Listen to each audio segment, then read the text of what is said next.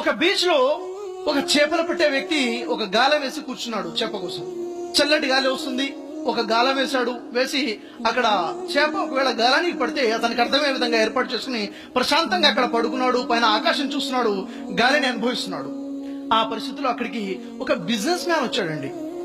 తన ఆఫీస్ నుంచి ఇంటికి వెళ్తూ రిలాక్స్ అవుదామని బీచ్ అక్కడ రావడం జరిగింది. వచ్చి చూశాడు, చూస్తే ప్రశాంతంగా కూర్చున్నాడు. వెళ్ళి అంటున్నాడు, ఏమయ్యా నువ్వు ఇంత ప్రశాంతంగా ఇక్కడ కూర్చున్నావు, ఒక గాలం వేసి ఇంత ప్రశాంతంగా కూర్చోపోతే 4 గాలాలు వేయొచ్చు కదా, కొంచెం కష్టపడొచ్చు కదా, ఎక్కువ చేపలు నీకు వస్తాయి కదా అన్నాడు. అవును, ఎక్కువ చేపలు వస్తాయి, కరెక్టే మీరు చెప్పేది, అయితే నాకేంటి అన్నాడు.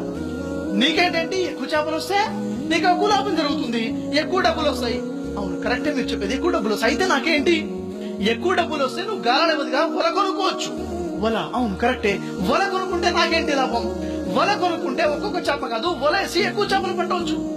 అవును కరెక్టే, ఎక్కువ చేపలు పడతాయి, మరి నాకేంటి లాభం, ఎక్కువ డబ్బులు వస్తాయి, ఎక్కువ డబ్బులు వస్తాయి. అవును కరెక్టే, మరి ఏంటి లాభం, ఒక బోట్ కొనుక్కోవచ్చు చేపలు పట్టడం కోసం, లోపలికి వెళ్ళొచ్చు, పెద్ద పెద్ద చేపలు పట్టొచ్చు.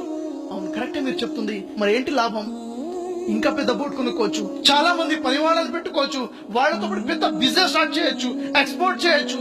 అవును చాలా కరెక్ట్ గా చెప్తున్నారు, అయితే నాకేంటి లాభం, నీకు చాలా డబ్బులు వస్తాయి, కోటీశ్వరుడు అవుతావు, అయితే నాకేంటి లాభం, అప్పుడు నీకు పని చేయాల్సిన అవసరమే ఉండదు, నువ్వు హ్యాపీగా బీచ్ లో పడుకుని హ్యాపీగా ఎంజాయ్ చేయొచ్చు. ఇప్పుడు నేను చేస్తుందేంటి,